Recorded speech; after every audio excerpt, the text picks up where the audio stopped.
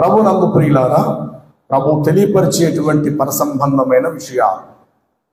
ఒకటి, బండ మీద కట్టబడినటువంటి ఇల్లు, కేవలము ఇసుక మీద కట్టబడినటువంటి ఇల్లు. రెండు రకాల ఇల్లు. బండ మీద కట్టే ప్రతి ఇల్లు చాలా కష్టంతో కూడినది, ఖర్చుతో కూడినది, చాలా సమయముతో కూడినది. బండ మీద కట్టి మంచి పునాదితో కట్టాలనుకున్న ఏ ఇల్లైనా చాలా ఖర్చు కలగది, చాలా సమయము తీసుకుంటుంది, చాలా కష్టంతో కూడినటువంటిది. కేవలం అప్పుడప్పుడే అక్కడక్కడే ఉన్న పాటున దొరికిన ఇసుకతో, దొరికిన మట్టితో ఏదో ఒక పిచ్చుక గూళ్ళు కట్టుకున్నట్లు, పక్షులు వచ్చి గూళ్ళు కట్టుకున్నట్లు, చెదపురుగు కొంత మట్టితో గుమ్మముల మీద, తలుపుల మీద చెదపురుగులు గూళ్ళు కట్టుకున్నట్టు, చిన్న చిన్న ఇల్లులు కట్టుకున్నట్లు మట్టితో కట్టే ఇల్లు చాలా త్వరగా పని అయిపోతుంది. ఖర్చు కూడా ఉండదు, సమయం చాలా తక్కువ టైంలోనే త్వరగా కట్టేయచ్చు. బండ మీద కట్టిన వాడి ఇల్లు చాలా లేట్ అవుతుంది, డబ్బు చాలా ఖర్చు అవుతుంది, చాలా కష్టంతో కూడిన పని. ఇసుక మీద కట్టుకునేటువంటి ఇల్లు చాలా సమీపంలో మట్టి దొరుకుతుంది, అలాగలాగా లేపేసుకోవచ్చు త్వరగా. పని వాళ్ళు కూడా తక్కువే అవుతారు, డబ్బు ఖర్చు తక్కువ అవుతుంది, సమయం తక్కువ అవుతుంది, కష్టం కూడా తక్కువ అవుతుంది. రెండు ఇల్లులు ఒకనొక సమయంలో రెండు పూర్తయిపోయాయి. మట్టి మీద కట్టి మట్టితో కట్టిన ఇల్లును, అనగా ఇసుక మీద మట్టితో కట్టిన ఇల్లును, బండ మీద రాళ్లతో రాతితో కట్టిన ఇల్లు, రెండు ఇల్లులు కూడా పూర్తయిపోయాయి. తక్కువ టైంలో కట్టేసినటువంటి ఇల్లు వాడిది గృహప్రవేశం, బండ మీద కట్టినటువంటి ఇల్లు వాడిది గృహప్రవేశం. వానికి వచ్చిన జనాభా వీడికి వచ్చారు, వీడికి వచ్చినంత జనాభా వాడికి వచ్చారు. వాడింటికాడ భోజనాలు జరుగుతున్నాయి, వీడింటికాడ భోజనాలు జరుగుతున్నాయి.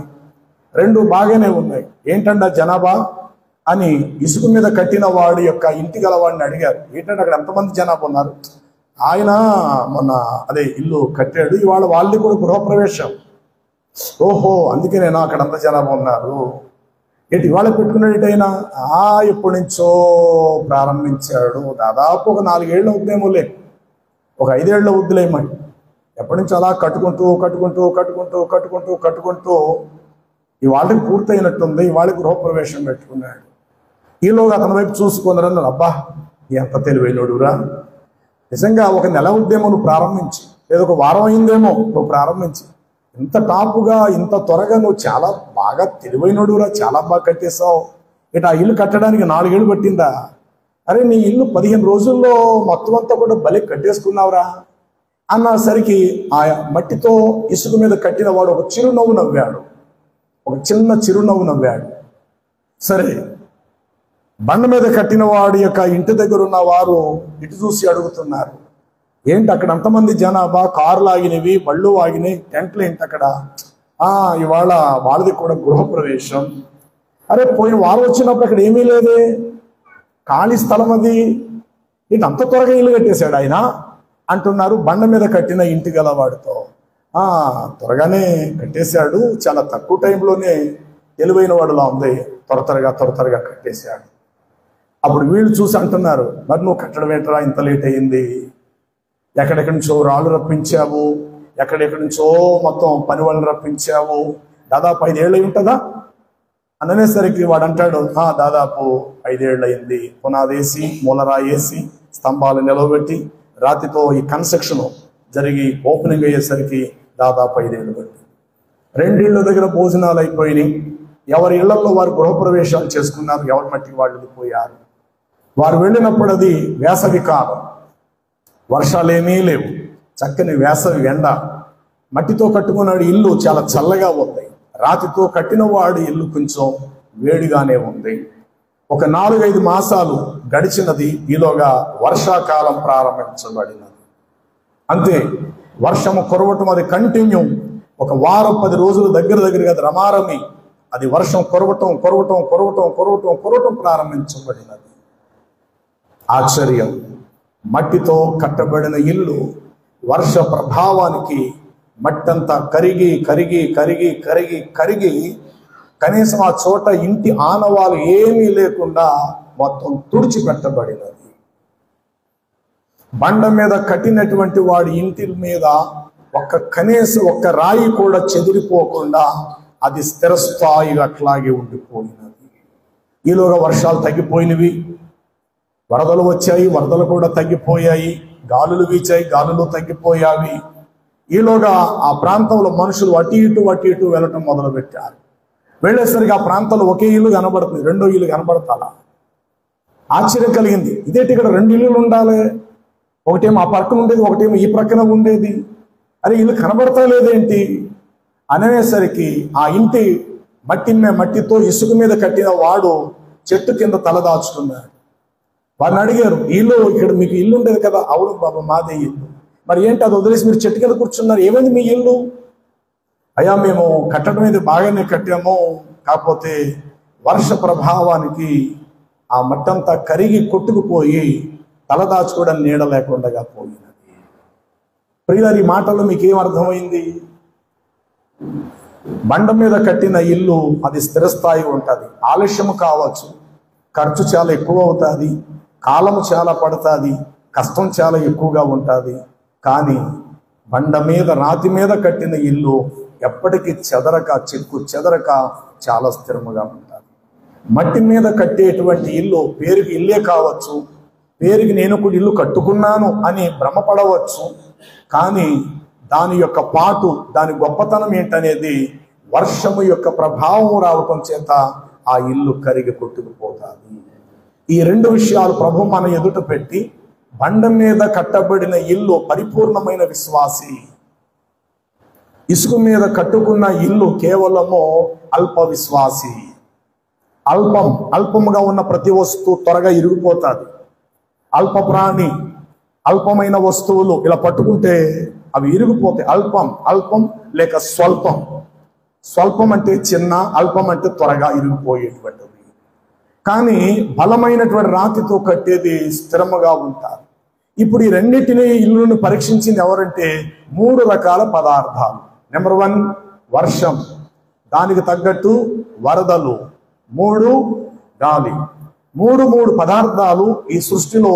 ఈ 3 పదార్థాలు 3 అంతస్తులు కలిగి ఉన్నవి. గాలి 365 రోజులు నువ్వు ఏ మూలకి వెళ్ళినా, ఎక్కడికి వెళ్ళినా నీకు చాలా అందుబాటులో, చాలా దగ్గరగా ఉంటుంది గాలి. వర్షం అంటారా, కాలాన్ని బట్టి, సీజన్ బట్టి వస్తారు. ఎప్పుడో రావాల్సిన సమయంలో వర్షాకాలం వచ్చినప్పుడు ఆ టయానికి వర్షం కురుస్తారు. వర్ష శాతం అధికమైనప్పుడు అది కాస్త వరద రూపము దాలుస్తారు. వరద వచ్చి కొట్టుకుపోవటమో, చెట్లు తెగబడిపోవటం, కొండ చెరువులు విరిగిపోవటమో, ఇల్లులు కొట్టుకుపోవటము, ప్రాజెక్టులు కొట్టుకుపోవటము, ఆనకట్లు కొట్టుకుపోవటము, ఇలాంటివి వరద ప్రవాహం వల్ల జరుగుతుంది.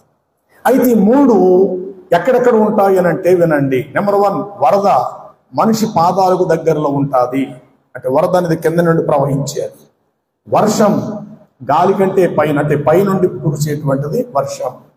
ఇక మధ్యలో ఉండేది ఏమిటంటే గాలి. వర్షం పైనుండి పడును, మేఘాలలో నుండి పడును, ఆకాశ గగనము నుండి పడును. ఇక గాలి అంటారా, అందరికి అందుబాటులో మధ్యలో ఉంది. వరదలు అనేవి కింద భాగానికి సంబంధించింది. ఇక్కడ ప్రభు చెప్పిన 3 విషయాలు. నెంబర్ 1 వానలు కురియును, వరదలు వచ్చును, గాలి విసిరి ఆ ఇంటిని కొట్టును, అది త్వరగా కూలిపోవును. ఈ నా మాటలు విని వాటి చప్పుచే ప్రతి వాడు బండ మీద తన ఇల్లును కట్టుకున్న బుద్ధిమంతుడి పోలి ఉంటాడు. వానలు కురియును, వరదలు వచ్చును, గాలి విసిరా ఇంటిని కొట్టును, కానీ ఇది ఎంత మాత్రమో పడిపోదు అని ప్రభు చెప్పారు. వినండి, 3 కూడా. 1 దేవుడు, 2 దేవుని విరోధైన అపవాది, 3 ఈ రెండిటికి మధ్య మనుషులం. జాగ్రత్తగా వినండి. 1 దేవుడు, 2 దేవునికి విరోధైన అపవాది, 3 దేవుడు సృష్టించినటువంటి ప్రజలం అనగా మనము. అయితే ఇక్కడ కట్టబడినటువంటి ఇల్లు కూడా ఒక విధంగా చెప్పాలంటే ఆధ్యాత్మికంగా మనమే ఉన్నాము. ఈ యొక్క ఇంటి మీదకి వరదలు వచ్చునన్నాడు, గాలి వీచునన్నాడు, వర్షం కూడా వచ్చును అన్నాడు. ఈ 3 కూడా, 1 వరదలు మనుషులకు సూచన, వరదలు మనుషులకు సంబంధించిన వారు, గాలి అపవాదికి సంబంధించినది, వర్షం దేవునికి సంబంధించిన వాడు. హోషేయ గ్రంథం 6వ అధ్యాయం 3వ వచన భాగాన్ని మీరు చదివితే అక్కడ వాక్యములో ఇట్లా వ్రాయబడి ఉంటుంది. ఉదయం తప్పక వచ్చు రీతిని ఆయన ఉదయించును, వర్షము వలె ఆయన మన మధ్యకు వచ్చును. హోషేయ గ్రంథం 6వ అధ్యాయము 3వ వచన భాగం. ఉదయం నువ్వెంత ట్రై చేయి, నువ్వు ట్రై చేయకపో, మత్తుగా త్రాగేసి పడుకో, త్రాగకుండా పడుకో, ఖచ్చితంగా తెల్లారనేది అవుతుంది. ఉదయం ఖచ్చితంగా వస్తుంది. ప్రపంచంలో ఎన్ని యుద్ధాలు జరిగినవ్వండి, తెల్లారక మానదు. ఉదయం కరెక్ట్గా వస్తుంది అంతే. రైలు బళ్ళైనా రాకపోవచ్చు, పరిస్థితిని బట్టి విమానాలైనా రాకపోవచ్చు, వాహనాలైనా నడవకపోవచ్చు. కానీ ఉదయం, కాలంను బట్టి ఉదయం, రోజు తెల్లారటం, ఉదయం ఎట్లయితే ఖచ్చితంగా వస్తాదో, నువ్వు వద్దన్నా సరే ప్రపంచం అంతా ఒకటైపోయి రేపు ఉదయం మాకు వద్దు, మాకు ఈ రాత్రే ఇలా ఉండాలి అన్న కూడా ఎప్పటికీ కుదరదు. ఉదయం తప్పనిసరిగా ఉదయిస్తారు. వాక్యములు ఎంత ఖచ్చితంగా ఈ మాట రాయబడిందంటే, ఉదయం తప్పక వచ్చు రీతిని ఆయన ఖచ్చితంగా ఉదయిస్తాడు, వర్షము వలె ఆయన మన మధ్యకు వచ్చును. చాలు. వర్షము వలె ఆయన మన మధ్యకు వచ్చును. వర్షం ఎక్కడి నుంచి వస్తుందంటే పైనుండి వస్తుంది. దేవుడు ఎక్కడున్నాడంటే సకల దేవతలకు పైగా ఉన్నవాడై ఉన్నాడు. కాబట్టి ఇక్కడ వర్షము ప్రభువైన దేవునికి సాదృశ్యము. వర్షం దేవుడు నిన్ను పరీక్షిస్తాడు అనగా వర్షం వచ్చి ఆ ఇంటిని కొట్టినట్టుగా దేవుడు నన్ను పరీక్షిస్తాడు.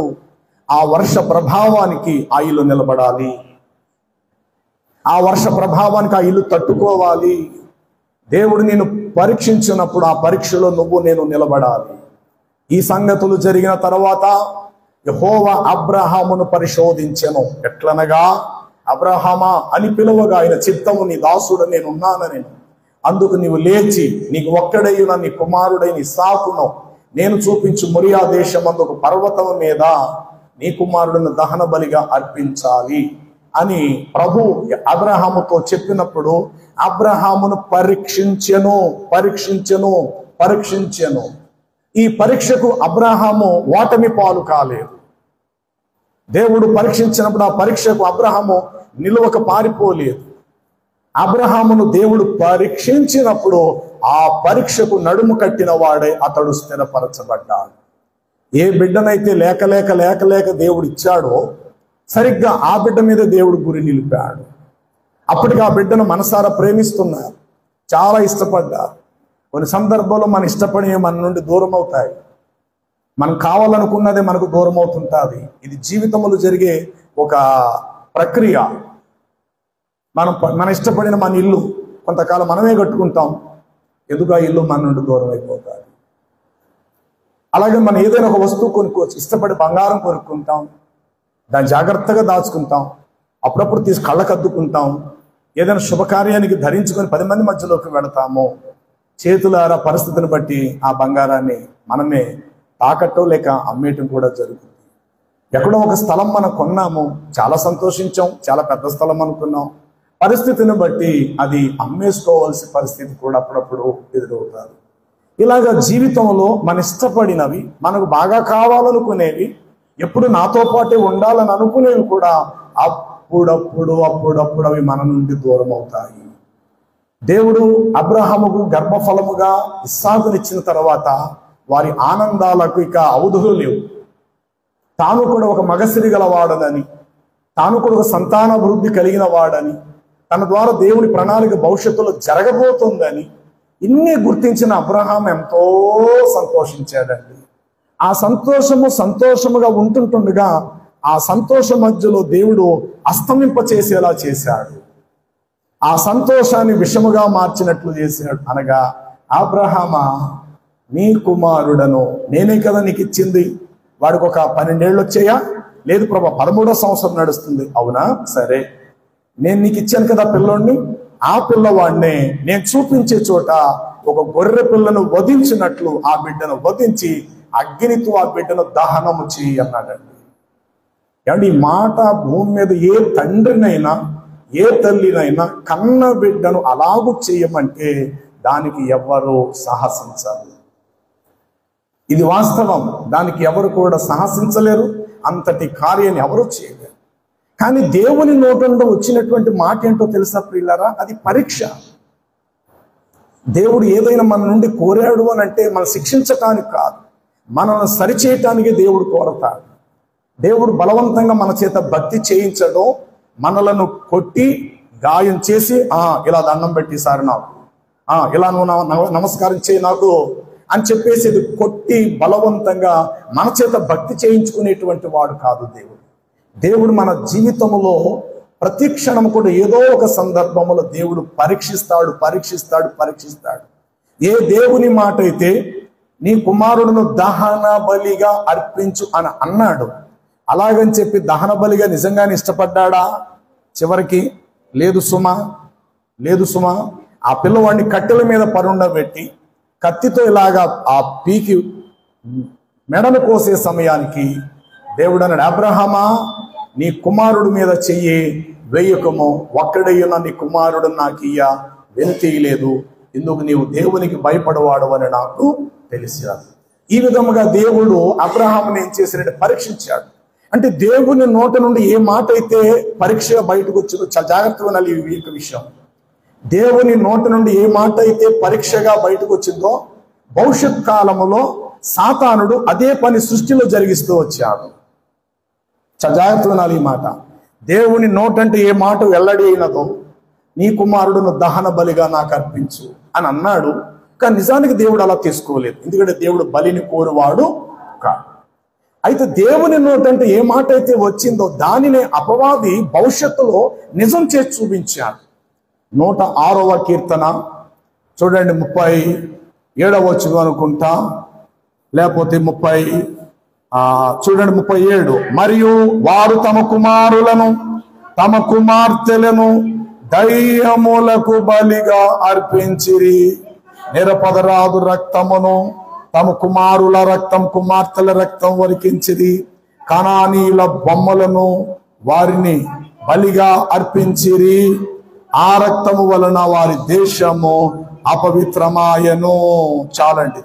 తమ కుమారులను, ఈ మాట ఇంకా చదవాలంటే 19 నిర్గమాక ఇర్మియా గ్రంథం 5వ వచనములు అంటాడు, నేను విధింపనిదియు కనీసం నేను సెలవీయనదియు నా మనస్సుకు కనీసం తోచనదియు నైనా ఆచారములను మీరు ఆచరించుచు తమ కుమారులను దహన బలులుగా కాల్చుటకై బయలునకు చాలండి.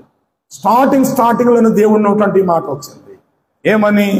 అబ్రహామా నువ్వు లేచి నేను చూపించు ప్రాంతానికి వెళ్ళి కట్టెల మీద నీ కుమారుడిని పరుండబెట్టి దహన బలిగా అర్పించి నీ కుమారుడిని అక్కడ దహనం చెయ్యాలి అని దేవుడు అక్కడ అబ్రహాము ఏం చేసిందంటే పరీక్షించాడు. పరీక్ష అది చిన్నది కాదు సుమా, చాలా పెద్ద పరీక్షించాడు. కానీ అలాగని చెప్పి నిజంగానే తన కుమారుని బలిస్తుంటే దేవుడు అట్లా చూస్తూ ఊరుకున్నాడా అంటే కాదు. బిడ్డను కాల్చి బూరు చేస్తుంటే దేవుడు అట్లా ఊరుకున్నాడంటే కాదు. కానీ ఇదే మాటను అపవాది సాతానుడు సృష్టిలో మరల వెలుగులోకి తెచ్చి, దేవుడే చెప్తే లేదుగా నేను చెప్తే వచ్చిందా? ఆనాడు మీ పితరుడు అబ్రహాంతో దేవుడు చెప్పినప్పుడు అబ్రహాం వెళ్ళాడు కాబట్టి మీరు కూడా బొమ్మలను చేసి వాటికి మీ పిల్లలను కాల్చుటకు దహన బలులుగా అర్పించండి. ఆనాటి నుండి సృష్టిలో ఈనాటి వరకు కూడా ఇదే ప్రక్రియ అపవాది జరిగిస్తూ ఉన్నాడు. అపవాది చేయుడు పని, అపవాది ప్రజల చేత చేయిస్తాడు పని.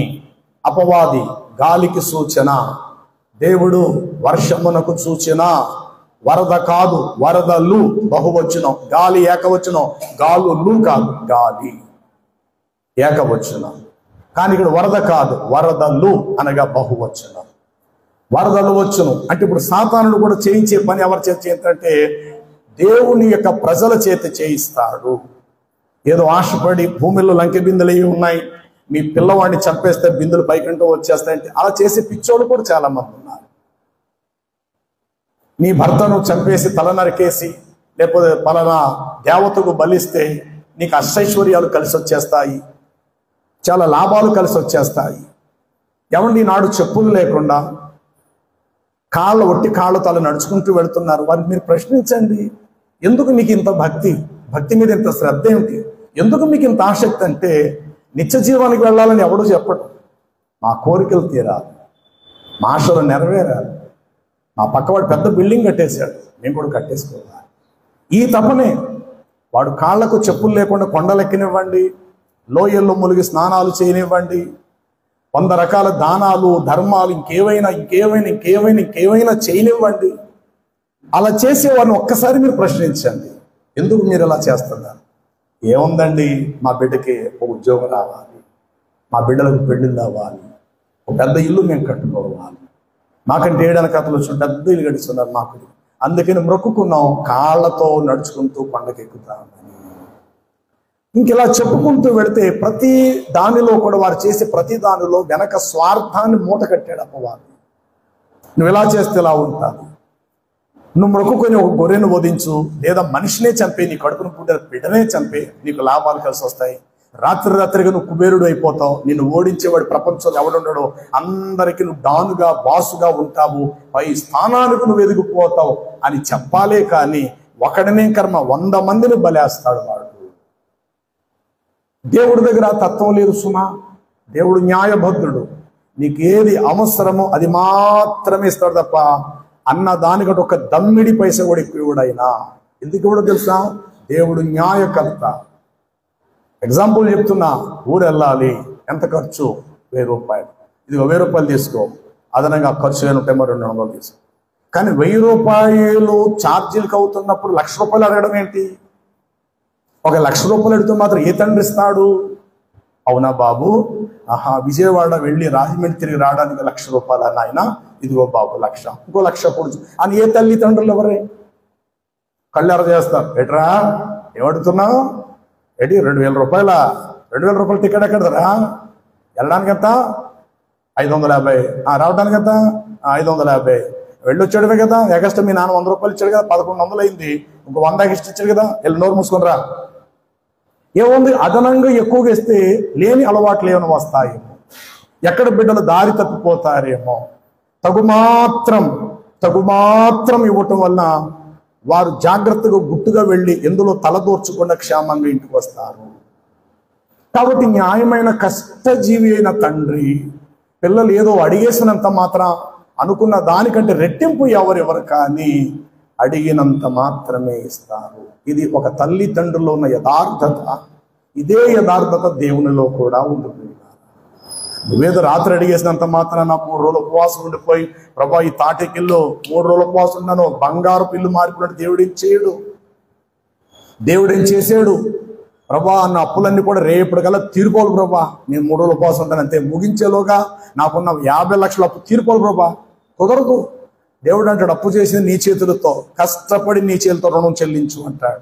అంటే దేవుడు ఇట్టి న్యాయకర్త, ఇట్టి యథార్థమైన దేవుడు ప్రియులారా. అయితే దేవుని నోటంటే ఏ మాట వచ్చింది? నీవు లేచి నీ కుమారుడును దహన బలిగా అర్పించు అన్నాడు దేవుడు. ఇది నిజ దేవుడు చెప్పిన మాట. కానీ అలా చెప్పిన దేవుడు మాత్రము బలిని మాత్రము కోరలేదు. ఆయన అంటాడు, నేను కనికరమునే కోరుచున్నాను తప్ప నేను బలిని కోరువాడను కాదు. మరి ఇప్పుడు బలి ఎవరు కోరారు? మీరు చదివిన 106 కీర్తన 37 వచనం ప్రకారముగా, మరియు వారు తమ కుమారులను తమ కుమార్తెలను దయ్యములకు బలుగా అర్పించిరి, కనాను దేశపు బొమ్మలకు తమ రక్తమును, పిల్లల రక్తమును వలికించిరి. నేను విధింపనదియు, నేను సెలవీయనదియు, నా మనసునకు తోచనదియు నైన ఆచారమును ఆచరించి బయలునకు బలిపీఠములు కట్టి తమ కుమారులను కాల్చుటకై దయ్యములకు బలిపీఠాలు కట్టుచు వచ్చి. అంటే దేవుడి నోటంట వెల్లడైన మాట భవిష్యత్ కాలములో సాతానుడి దానిని కొండ గుర్తుగా తీసుకొని మనుషులను తన వైపునకు వశపరుచుకున్నాడు. ఈ కారణం చేతి భూమి మీద ఈనాడు బలులు, రకరకాల రక్త ప్రోక్షణలు. దేవుడు ఎక్కడ కూడా చెప్పులు లేకుండా నువ్వు ఇలాగే జీవించని చెప్పలేదు. సౌఖ్యంగా బ్రతుకు, సంతోషంగా నువ్వు బ్రతుకు. నీకు ఇవ్వబడిన కొద్ది దినాలు నీకు కవిట చేర్చుకుని నీ భార్య యందు నువ్వు సంతోషించు, నీ బిడ్డల యందు సంతోషించు. ఈ మాటలే దేవుడు చెప్తూ వచ్చాడు తప్ప మన చేత కఠినమైన భక్తి చేయించటానికో గోనె పట్ట వేసుకొని బూడిద మెత్తి మీద జల్లుకు అని దేవుడు చెప్పలా. కానీ దేవుని దగ్గర తను తగ్గించుకోవటానికి చాలా మంది భక్తులు నూనె పట్టా వేసుకున్నారు, బూడిద కూడా జల్లుకున్నారు. ఇది దేవుడు చేయమని చెప్పలేదు. వారంతట వారు దేవుని దగ్గర తమ అతిక్రమాలు క్షమించబడాలని అధికమైన పశ్చాత్తాపముతో తమ్మును తాము అలా చేసుకున్నారే తప్ప దేవుడు ఎక్కడ కఠినమైన షరతులను దేవుడు మనకు విధించలేదు. నెంబర్ 1, దేవుని ఆజ్ఞను గైకున్నవాడు బండ మీద తన ఇల్లును కట్టుకునే ఒక బుద్ధిమంతుని పోలి ఉండును. వాన కురియును, వాననగా దేవుడు అనగా పరీక్ష. వాన ఎక్కడి నుంచి వస్తుంది? కింద నుండి పైకి వెళ్ళదు, చెప్పాలి, పై నుండి కిందకు వస్తుంది. 147వ కీర్తన అనుకుంటా 144:7 ఉండొచ్చు. పై నుండి నీవు నీ చేయి చాపి, ఎన్న వచనం? 44. ఎక్కడి నుంచి చేయి చాపి? మరి వర్షం ఎక్కడి నుంచి వస్తుంది? చెప్పాలి, వర్షం ఎక్కడి నుంచి వస్తుంది? మరి మన దేవుడు ఏమైనాడు? సకల దేవతలకు పైగా ఉన్నవాడు. ఇప్పుడు వర్షం ఎక్కడి నుంచి వస్తుంది? పై నుండి వస్తుంది. అంటే వర్షం అనే మాటకు అర్థం పరీక్ష. ఎస్, దేవుడు నిన్ను నన్ను పరీక్షిస్తాడు. ఆ పరీక్షలో స్థిరులుగా మనము నిలబడాలి. ఒకదాని తర్వాత ఒకటి శ్రమలు, ప్రతికూల పరిస్థితులు లైన్గా వస్తుంటాయి. కొన్ని మన సొంత అజ్ఞానంతో చేసిన పొరపాట్లు ఉంటాయి. అధికంగా మనం రుణం చేయటమో, అధికంగా విలాసవంతమైన జీవితం కొరకు ధనానంతా ఖర్చు చేయటమో, తల్లిదండ్రులను కొట్టి ఆ భూమిని అమ్మేసేలాగా వాళ్ళ చేత సంతకాలు పెట్టించటమో, తల్లిదండ్రులు దాచుకున్న రూపాయి డబ్బులు తీసుకెళ్లి రోడ్డు పాలు చేయటమో, ఈ విధంగా మన సొంతంగా చేసినందుకు దాని బాధ్యులు కూడా చివరికి మనమే అవుతాం. ఎందుకంటే ఏ సుఖమైతే మనము విలాసవంతంగా జీవించామో దానికి తగ్గట్టు మన చేతులు అంత కష్టపడే విధముగా దేవుడు ఒక దినాన మనల్ని మూలం కూర్చోబెడతాడు. అంటే మనం చేసిన తప్పు మనమే ఒప్పుకునేలాగా, నువ్వు చేసిన అప్పు నీ చేతులతోటి రుణం చెల్లించు, నువ్వు చేసింది అప్పు కాబట్టి నీ చేతులతో నువ్వే అప్పు తీర్చు అన్నట్లుగా నువ్వు చేసిన తప్పు నీకు నువ్వే పశ్చాత్తాపము పడము. ఇది దేవుని యొక్క దైవిక ధర్మ సూత్రము. కాబట్టి పైనుండి వచ్చేటువంటిది ఏమిటంటే వర్షం. అందుకే హోషేయలో మీరు చదివారు 6వ అధ్యాయం 3వ వచనము, ఉదయము తప్పక వచ్చు రీతిని ఆయన ఉదయించును, వర్షము వలె ఆయన మన మధ్యకు దిగి వచ్చును. ఎస్, నెంబర్ 1, వర్షం పైనుండి వచ్చేది, అది దేవునికి ముంగుర్తు. వర్షం ఎప్పుడైతే పడినదో ఎండిన భూమి వికసిస్తాది. బెరడులుగా ఊడిపోయినటువంటి భూమి, బేటలుగా మారిపోయినటువంటి భూమి సస్య సమృద్ధిగా మార్చబడతాది. పచ్చని మొలకలు మొలుస్తాయి. ఆకాశం పడే వర్షానికి రైతు కన్నీళ్లు కారుస్తాడు. ఆహా, ఎత్తు ప్రదేశం, అయ్యో ఎత్తు ప్రదేశములో వర్షం మీదే ఆధారపడుతున్నాం. ఆహా, తగిన సమయంలో ఆ దేవుడు వర్షాన్ని పంపించి మా పంటలకు ఎంతో సహాయపడ్డాడని చెప్పి వర్షం మీద ఆధారపడి వ్యవసాయం చేసి ఎత్తు ప్రదేశపు రైతులు కూడా భూమి మీద చాలా మంది ఉన్నారు. కాబట్టి దేవుని సహాయము పైనుండి వచ్చును. అయితే ఒక మాట, 365 రోజులు వర్షం రాదు. సీజన్, కాలమును బట్టి వర్షము వస్తాది. దేవుడు అంటే అనుకూల సమయమందు నేను నీ మొరాలకించెదను, రక్షణ దినమందు నేను నిన్ను ఆదుకుంటాను. అంటే దేవుని కార్యాలు ఎలా ఉంటాయంటే, ఈరోజు నువ్వు ప్రార్థించేవాడిని ఇవాళ నీకు విడుదల కలగటం కాదు. ప్రార్థించిన నిన్ను ముందు దేవుడు సరిచేస్తాడు. ప్రార్థన చేసేసేవని వెంటనే దేవుడు ఇచ్చేసే రకం కాదు. ప్రార్థించిన నీవు ప్రభు ఇచ్చేదాన్ని పొందుకోవటానికి అర్హత మన దగ్గర ఉందా లేదా అది దేవుడు చూస్తాడు. అది చూసి ముందు నిన్ను సరి చేస్తాడు. ఈ సరి చేయటమే కొంతకాలం. రోజులు దొరుకుతాయి, నెలలు దొరుకుతాయి, వీలైతే సంవత్సరాలు దొరుకుతాయి.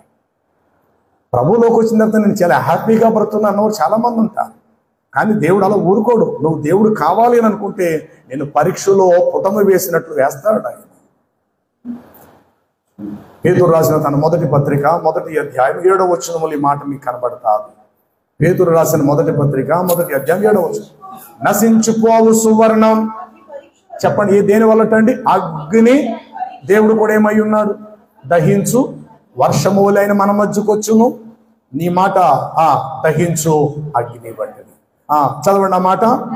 నశించిపోతున్న సువర్ణము అగ్ని పరీక్ష వలన అది ఎలాగైతే తెలుపు శుద్ధం మందులను మలినమంతా పోయి, ఎవరి బంగారాన్ని ఒక ఆభరణంగా తయారవటానికి బంగారంగా తయారు చేయలేవు. కాబట్టి చూడాలి మీరు, బంగారములో కొంత కల్తీ కలవాలి, రాగి మిళితం అవ్వాలి, ఇత్తడి కూడా కొంత బాగా మిళితం అవ్వాలి. ఇవన్నీ కలిస్తేనే బంగారం ఎటు పడితే అటు వంగటానికి, ఎలా పడితే అలాగ వీలవ్వటానికి అనుకూలముగా అందులో కొన్ని పదార్థములు, ఆ యొక్క ఘన పదార్థాలు, ఇత్తడో రాగో కంచో ఏవో కొన్ని లోహాలను అందులో కంసాలి వాడు పెట్టి మొత్తం మీద దానిని ఒక ఆభరణంగా చేస్తాడు. ఆభరణమును కొనేటప్పుడు అది ఒక 10 తులాలు అయితే ఇవన్నీ కలిపేటప్పటికి ఇంకొక 4-5 తులాలు ఇవన్నీ కలిపేసరికి అది 14, ఇంకొక 4 తులాలు 18 తులాలు బరువు అయిపోయింది. ఇప్పుడు 18 తులాలు బరువు తీసుకుని వెళ్ళిపోయి బంగారు షాప్కి వెళ్ళి, సార్ 18 తులాలు ఇది మేము నీకు అమ్మేస్తున్నాం, 18 తులాలకు సంబంధించిన డబ్బు నాకు ఇవ్వండి అంటే వాడు అంటాడు పరుగు తీయాలి అంటాడు. ఏం తీయాలంటాడట? పరుగు తీయాలమ్మా. ఏంటి 18 తులాలు అంటే 18 డబ్బులు తీసుకుంటాను, పిచ్చిదాను కాకపోతే ఇందులో చాలా కల్తీ ఉంది, కావాల్తునురా అని చెప్పి ఒక మూసలో మనం తెచ్చిన ఆభరణాన్ని అందులో వేసి కరిగిస్తాడు. అలా కరిగించగా పైనుండి ఒక ఇత్తడి దానితో పైన తగరం కింద ఒక పొరలుగా బూడిద వస్తుంటాడు. దాన్ని పక్కకు లాగుతుంటాడు ఆ కంసాలి, పక్కకు లాగుతూ ఉప్పని ఊతుంటాడు. అది అలా పక్కకు జరుగుతుంది. దాన్ని తీసి ఆ మలినాన్ని ఆ మోసకు పక్కన పామేస్తుంటాడు. అంటే పాల మీద మేగడు ఎట్లా అయితే వస్తాదో అదే క్రమములో ఆ బంగారాన్ని కరిగించే కొలది అందులో కల్తీగా కలిసిన రాగి వెండి ఏదైతే మిళితమైనవో అవన్నీ పైన ఒక మేగడ పొరవలే వచ్చినప్పుడు ఆ ఇత్తడి ఓసుతో అలా పక్కకి జరిపి ఎంత ఎత్తుగా ఉన్న బంగారం అప్పుడు ఇంత అయిపోతుంది. అప్పుడు దానిని పోసి దానిని తూకం వేసి అప్పుడు అంటాడు ఇది 24 క్యారెట్ బంగారం, ఇది నెక్కము. అది ఒక బిస్కెట్ రూపంలో దొరుకుతుంది. ఆభరణముగా మరణము చేసుకోవాలంటే అందులో కాస్త పరుగు కలప, అందులో మిళితమైనవని కొన్ని కలపాలి. అంటే దేవుని మాటలు ఎంత విలువైనవి. ఏమన్నాడు ఆయన? నశించిపోతున్నా అంటే కాంతి తగ్గిపోయింది బంగారానికి, దాని మీద మెరిసే మెరుపు తగ్గిపోయింది, చూడగా మేడ మీద ఉన్న మట్టి బట్టి నల్లగా మారిపోయింది. దానిని అంటే నశించిపోతున్నా అంటే నా బంగారం నశించిపోవడం ఏంటి అంటే దాని రూపం మారిపోతుంది, రంగు మారిపోతుంది, కాంతి తక్కువైపోయింది. కాబట్టి నశించిపోతున్న సువర్ణము అగ్ని పరీక్ష వలన అదేం చేయబడుతుందట? దాని మీద ఉన్న మలినమంతా పోయింది. ఇప్పుడు నల్లగా మారిపోయిన బంగారు దగదగ కాంతి, సూర్య తేజస్సు వంటి కాంతి ఆ మూసలుంచి కరుగుతుంటారు ప్రియులారా. కాబట్టి నశించిపోతున్న సువర్ణం అగ్ని పరీక్ష వలన అది ఎలాగూ శుద్ధి చేయబడుచున్నదో దానికంటే అమూల్యమైన మీ విశ్వాసము ఈ శోధనల చేత పరీక్షకు నిలిచినదై. 4వ అధ్యాయం 12వ వచనం, అదే పేతురు రాసిన పత్రిక 4వ అధ్యాయం 12వ వచనం, నా ప్రియులారా మిమ్మలను శోధించుటకు మీకు కలుగుచున్న అగ్ని వంటి మహా శ్రమలను గురించి మీకేదో ఒక వింత సంభవించినట్లు మీరు ఆశ్చర్యపడకూడి. క్రీస్తు మహిమ మీ యందు బయలుపరచబడును, మీరు మహదానందముతో సంతోషముతో ఆ రోజు ఆయన మీరు ఎదుర్కొంటారు. అప్పటి వరకు ఏం జరుగుతుంది నీకు భూమి మీద? అగ్ని పరీక్ష వంటి. నువ్వు నిజంగా దేవుని బిడ్డవైతే నువ్వు దినము దేవుడిని పరీక్షిస్తాడు. నువ్వు తింటున్నప్పుడు చూస్తాడు, బట్ట కట్టినప్పుడు నిన్ను చూస్తాడు, మంచినీళ్ళు త్రాగేటప్పుడు నిన్ను చూస్తాడు, ప్రయాణం చేస్తున్నప్పుడు చూస్తాడు. ఎందుకంటే నువ్వు ఆయన బిడ్డవయ్యావు కాబట్టి కంటికి రెప్పలా నిన్ను చూసుకుంటాడు. ఎక్కడ కూడా ఆయనకి బాధ కలిగించే పని చేయదు. ఇంత అన్నం పెట్టుకుని ఇంత అన్నం తిని సగం పారేస్తే నువ్వు దేవుని బిడ్డవు కాదు. సగం నీళ్ళు తాగి సగం నేలపాలు చేయటం అది దైవ బిడ్డ లక్షణం కాదు. ధనాన్ని విచ్చలవిడిగా ఖర్చు పెట్టడం కానీ, నీ శరీరానికి అవసరమైన సుఖాలకు అధికంగా నువ్వు పరుగులెత్తటం కానీ, ఇందులో ఏ ఒక్కటి కూడా దేవుడికి నచ్చేదైతే కాదు కాక. నువ్వు తినే తిండి విషయంలో కూడా దేవుడు శ్రద్ధ చూపిస్తాడు. నువ్వు త్రాగే నీటిలో, కట్టే బట్టలో, నడిచే నడవడిలో, జీవించే జీవన విధానములో ప్రతి దానిలో కూడా దేవుడు నిన్ను పరీక్షిస్తాడు. వర్షం పైనుండి వచ్చును. చెప్పండి, వర్షము పైనుండి వచ్చును. వర్షము దేవునికి సూచన. దేవుడు ఆ ఇంటిని పరీక్షించినప్పుడు, ఆ ఇల్లు అంటే మనమే. హెబ్రీ పత్రుడు చెప్తాడు, అంతము వరకు స్థిరమైన భక్తియు విశ్వాసము నిరీక్షణ కలిగి ఉన్న ఎడల మనమే ఆ ఇల్లు అని హెబ్రీ పత్రిక 5వ వచనం అనుకుంటా, 3వ అధ్యాయము ధైర్యమును, అంతము వరకు విశ్వాసము, శుభ నిరీక్షణమును, చివరి వరకు పొదమట్టుకు స్థిరముగా చేపట్టిన ఎడల మనమే ఆ ఇల్లు. కాబట్టి ఇప్పుడు ఆ ఇంటి మీదకి ఏమొచ్చును? వర్షం వచ్చును. మనమే ఆ ఇల్లు, మనమే ఆ ఇల్లు, మనమే ఆ ఇల్లు.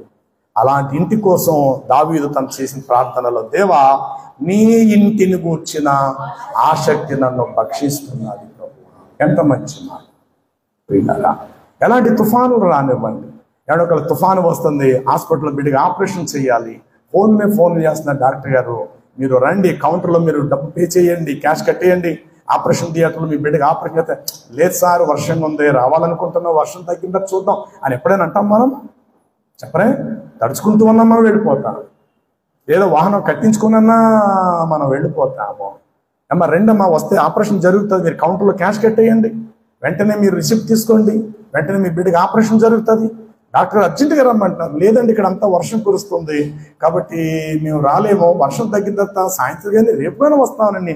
అసలు ఎవరైనా మాట అంటారా?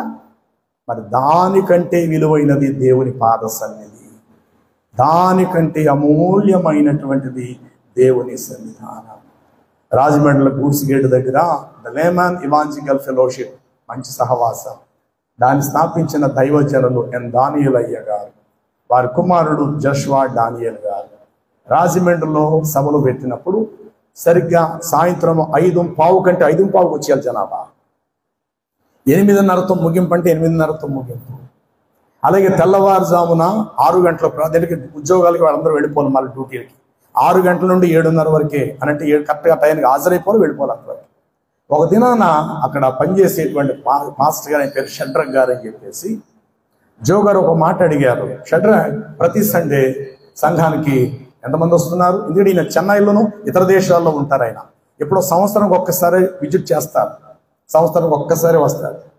ఆయన ఇంగ్లీష్లో మాట్లాడితే తెలుగు తర్జుమా చేస్తున్నారు, భుజం మీద చేయేసి అని చెప్తున్న మాట అంటే, షడ్రక్ సంఘానికి సండే ఎంతమంది వస్తున్నారు? ఇవి సభలు కాబట్టి బయట వాళ్ళు కూడా వస్తారు కదా, స్థానికంగా నీ చర్చికి ఇక్కడికి ఎంతమంది వస్తున్నారు షడ్రక్ అంటే, అయా వస్తారు 5 నుండి ఒక 700 వరకు, 700 మంది వరకు వస్తారు. అవునో అది కాదు నేను చెప్పేది, భయంకరమైన ప్రచండమైన తుఫాను వచ్చినప్పుడు ఎంతమంది వస్తారు నీ సంఘానికి అన్నాడు.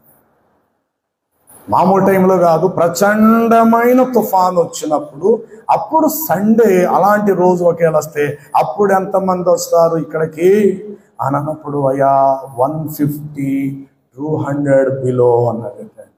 అప్పుడు ఆయన అన్నాడట, వారు మాత్రమే విశ్వాసులను నువ్వు అనుకో, ఇంకెప్పుడు కూడా 700 మంది అన్న మాట నాకు ఎప్పుడు ఇంకా చెప్పబాక. ఈ సంఘ సభ్యులు ఎంతమంది అంటే 150 అని చెప్పు, ఎందుకంత గొప్పగా వెళ్ళిపోవాలి? 700 మంది, 800 మంది, 1000 మంది అన్నమాట ఎప్పుడు చెప్పబాక. పిలువబడిన వారు చాలా మంది ఉంటారు, ఏర్పరచబడిన వారు కొందరే. అలాగే జీవమునకు పోవారు కొంతమంది, నాశనం పో ద్వారము వెడల్పు దానిలో ప్రవేశించేవారు అనేకులు. ఇంకెప్పుడు కూడా నీ సంఘం 700, 1000 అన్నమాట చెప్పబాక. ఎప్పుడైనా ఎవరైనా అడిగినా మా సంఘము 150 మంది అనండి. ఎందుకంటే ప్రచండ తుఫాను వచ్చిన చంటి బిడ్డలతో కూడా వారు దేవుడి మందిరానికి వచ్చేస్తారు, దేవుని సన్నిధిని గడుపుతారు, వారమంతా కాపాడినందుకు కృతజ్ఞతాభావముతో దేవుని పాద సన్నిధిలో మోకరిల్లుతారు. ఈ మాట మాత్రమే చెప్పని ఆ మాట చెప్పడం జరిగింది. కాబట్టి ప్రియులారా, దేవుడు నిన్ను పరీక్షిస్తాడు. పైనుండి వచ్చేటువంటిది ప్రచండ తుఫాను, వర్షము వలె ఆయన మన మధ్యకు వచ్చును. కాబట్టి వర్షం వచ్చి ఆ ఇంటిని కొట్టినప్పుడు అది రాయి అయితే నిలుస్తుంది, అది మట్టి అయితే చెప్పాలి కరిగిపోతుంది. మట్టి అయితే అలా రాను కరిగి ఆ ప్లేస్లో ఇల్లే లేకుండా పోతుంది. అదే రాయి అయితే గనుక రాయి నీటి ప్రవాహానికి ఏం కాదట, కరిగిపోయేటువంటిది కాదు. మన ప్రాంతం ఈస్ట్ వెస్ట్ ప్రాంతాల్లో కంటే ఎక్కువ రాయలసీమ వెళుతుంటాం, అంత రాయి కన్స్ట్రక్షన్, రాతి కట్టడ. ఆ కొండలు తొలుసుకొని వచ్చి పెద్ద పెద్ద సైజు రాళ్లతో అక్కడ భవనాలు, అంటే ఇల్లులు కూడా చాలా స్ట్రాంగ్ గా ఉంటాయి. ఎలాంటి తుఫాన్, ఎందుకంటే అంతా కూడా రాతి కట్టడ. మనం కూడా గత కొన్ని సంవత్సరాల కిందకి పెడితే ఎర్రమట్టి ఇల్లులు కట్టుకునేవారు మన తల్లిదండ్రులు లాంటి వాడు. ఇప్పుడైతే ఇటుకలు అనేవి ఏదో కాస్త గట్టిగా స్ట్రాంగ్ అయితే మనం కట్టుకోగలుగుతున్నాం. పూర్వం అందరి ఇల్లు తాటేకి ఇల్లులే. చెప్పండి, పూర్వం అందరి ఇల్లులు కూడా తాటేకి ఇల్లులే. మరి తాటేకి ఇల్లుకి దేంతో కట్టుకునేవారు? గోడలు మట్టితో కట్టి పైన పేడతో ఏదో వాళ్ళుకునేవారు, ముగ్గులు వేసుకునేవారు, లోపల అందంగా ప్రతి వర్షాకాలం కొంత కరిగిపోతే మళ్ళా మట్టి తేవటం, మళ్ళా పేడ తేవటం, మళ్ళా తుక్కోవటం. ఇక గట్టిగా వర్షం వస్తే బయట తాటేకులు కన్నం పడిపోతే అందరూ లేచి అలా మెలుపుగా కూర్చోవటం. ఈరోజు ఆ పరిస్థితి ఉందా మనకి?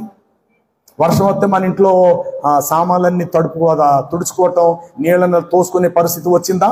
లేదు. మరి ఎక్కడ వరదలు వస్తాయి తెలుసా? పల్లపు స్థితిలో ఉన్న ప్రతి ఇల్లులు మునిగిపోతాయి. కొందరు ఆత్మీయ జీవితంలో దిగజారిన స్థితిలో ఉంటారు. తగ్గించుకోవటం వేరు, దేవుని కార్యాల విషయంలో వెనకంజ వేయటం వేరు. ఈ వెనకం చేసే ప్రతి ఇల్లు కూడా లోయలో ఉన్న ఇంటితో సమానం. లోయలో ఇల్లు కట్టుకుంటే ఏం జరుగుద్ది చెప్పాలి? వర్షాకాలం పైనుండి కొండల మించి పారే నీరంతా వరదగా వచ్చి ఆ ఇంటిని లేకుండా చేస్తారు. కాబట్టి రాహాబు యొక్క ఇల్లు ఎక్కడ కట్టిందట? ఆవిడమే పర్వత శిఖరమున కట్టింది. రాహాబునకు వేశ్య ఉండెను, ఆమె ప్రకారము మీద ఎత్తు ప్రాంతములో ఆమె తన ఇల్లును కట్టుకొని. కాబట్టి నీ ఇల్లు ఎప్పుడు కూడా అణగారిపోయినట్లుగా, అంటే మన ఆత్మీయ జీవితం అణగారిపోయినట్లుగా, వెనకడుగేసేటట్లుగా, దూరంగా ఉండేవారుగా ఉండబాకండి. దేవుడికి దగ్గరగా ఉండండి. దగ్గరగా ఉన్న ప్రతి ఇల్లు కూడా బండ మీద ఎత్తు స్థలంలో కట్టిన ఇంటితో సమానం. దేవుని పనులకు, దేవుని కార్యాలకు వెనకం చేసి దూరంగా జరిగిపోయే వారందరూ కూడా పల్లములో మట్టితో కట్టిన ఇంటితో సమానం. వరదలు వస్తాయి, లోయంతా నీళ్లతో నిండిపోద్ది, ఆ ఇల్లే లేకుండా పోతారు. యెహెజ్కేలు గ్రంథం ఆ యొక్క 13వ అధ్యాయము 10వ వచనాన్ని మీరు చదివితే ఆ మొదటి వచనం వరకు చూడండి. ఈయన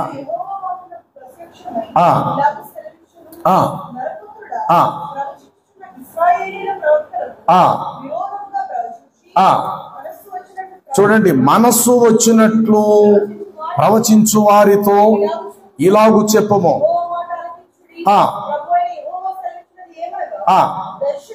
దర్శనం ఏమీ లేకపోయినా సరే నాకు దర్శనం వచ్చిందని స్వబుద్ధిని అనుసరించుచు అవివేక ప్రవక్తలకు శ్రమ. ఇశ్రాయేలీయులారా, మీ ప్రవక్తలు పాడైన స్థలములలో నక్కలతో సాటిగా ఉన్నారు. ఇశ్రాయేలీయులు యుద్ధమందు చూడండి, మీరు గోడలలో నుండి బీటల దగ్గర ఎంత మాత్రము కూడా నిలవనేరరు, ప్రాకారములను గట్టిగా మీరు దిట్టాపరచరు. వారు వ్యర్థమైన దర్శనములు చూసి, అబద్ధపు సోదే చూచి యెహోవా తమను పంపకపోయినా తాము చెప్పిన మాట స్థిరమని నమ్మునట్లు ఇది యెహోవా వాక్కని అబద్ధములు చెప్పుదు. ఒక్క నిమిషం. ఈనాడు చాలా మంది బలహీనులు ఉన్నారు. బలహీనులకు సపోర్ట్ అయిపోతారు. ఏమంటే ఈ కాలంలో ప్రవక్తలు లేరు. కానీ ఒకడు అంటాడు, ఈ కాలపు ప్రవక్త, ఇదిగో ప్రవక్త మన మధ్యకు వస్తున్నారు. ఎన్ని పక్క అబద్ధాలే. ఎవడైతే ఈ రోజు ఒక పాస్టర్ గారు ప్రసంగం చేయటానికి ఒక వేదికకి బోధిస్తున్నాడో వాడు వీలైతే పరిచారకుడు, సేవకుడు, ఉపదేశకుడు, బోధకుడు. కొత్త నిబంధన ప్రకారం వాడు ప్రవక్త కాడు. ప్రవక్తగా ఎన్నుకోవటానికి 3 కోణాలు ఉంటాయి, 4వ కోణము లేదు. అందులో ఒక్క కోణానికి కూడా వీళ్ళు సంబంధించినటువంటి వారు కాదు. అయితే ప్రవక్తలు అంటారట, దర్శనం ఏమీ లేకపోయినా ఇదిగో దర్శనం నాకు ఎలా కలిగింది, దేవుడిలా చెప్తున్నాడని, మీ మధ్య దేవుడు నన్ను పంపాడని ఈ అబద్ధములు చెప్పేసరికి ప్రజలు గుడ్డిగా నమ్మేవారు చాలా మంది ఉన్నారు. అవివేక ప్రవక్తలకు శ్రమ. వారు గోడలలో బీటలు వంటి వారు. వారు తమ ప్రాకారములను వారు దిట్టనోపరచరు. వారు వ్యర్థమైన దర్శనములను చూచి, అబద్ధపు సోదె చూచి యెహోవా తమను పంపకపోయినను తాము చెప్పిన మాట స్థిరమని నమ్మునట్లు ఇది యెహోవా వాక్యం అని చెప్పుదురు. నేను సెలవీయకపోయినా ఇది యెహోవా వాక్కు అని మీరు చెప్పిన ఎడల మీరు కనిన దర్శనము వ్యర్థమగును కదా. మీరు నమ్ముకునిన సోదిగాండ్రుల యొక్క సంగతి కదా. కావున యెహోవా ఇలాగు సెలవిచ్చున్నాడు, ఏమని మీరు వ్యర్థమైన మాటలు పలుకుచు నిరార్థకమైన దర్శనములు కనుచున్నారు కనుక నేను మీకు ఎప్పటికీ కూడా విరోధిని. చాలా మంది అంటారు, రాత్రి అండి నాకు దర్శనం. ఇంకేం దర్శనం ఉంది? రాత్రి వచ్చేది నీకు కళ, దైవ సంబంధమైనది స్వప్నం. దర్శనం అనేది ఇప్పుడు లేదు. దర్శనం అది ఆనాటికి సంబంధించిన మాటలు. క్రీస్తు రానంత వరకు దర్శనములు అవసరం. ఒక దర్శనం ఏమైనా కలిగితే సంఘ క్షేమాభివృద్ధి కొరకు, పరలోకానికి సంబంధించింది మాత్రమే దర్శనం తప్ప, ఏమండి నేనండి ఇలాగా ఊరెళ్తున్నానండి, దారి మధ్యలో నాకు పెద్ద బంగారపు బ్యాగ్ దొరికినట్టు దేవుడు నాకు దర్శనంలో చూపించాడండి. దొరుకుతుంది కదా, మళ్ళీ దాని దర్శనం చూపించాలని అవసరం ఇంకెందుకు? దొరుకుతుంది అనేది నిజమైనప్పుడు నీకు దొరుకుతుంది అని మళ్ళీ దేవుడు రెండోసారి చెప్పవలసిన అవసరం ఉందా? పిచ్చి కాకపోతే ఏమంటే ఇలాగ కొంతమంది వ్యర్థమైన దర్శనాలు పిచ్చిగా నమ్మేవారు ఉన్నారు. వీరు కూడా వ్యర్థమైన దర్శనాల మీద ఆధారపడిపోయిన వారు ఉన్నారు. నిజమైన దేవుని సంఘం వాక్యం చేత నీ జీవితం సరిచేస్తుంది, నేను పంపిస్తుంది. అంతవరకే వ్యక్తిగతంగా నీ మట్టికి నీవు అంచనా వేసుకుంటూ నువ్వు బ్రతకాలి. అంత 365 రోజులు గొర్రెకు మెడకు తాడుగట్టి నేను లాక్కునే పరిస్థితి కాదు. ఇక్కడ వాక్యం చెప్పటం, ఫ్రీగా నేను విడిచిపెట్టడం, నీ జీవితం దేవుడితో పెనమేసుకోవాలి, దేవుడితో నువ్వు సంబంధం కలిగి ఉండాలి.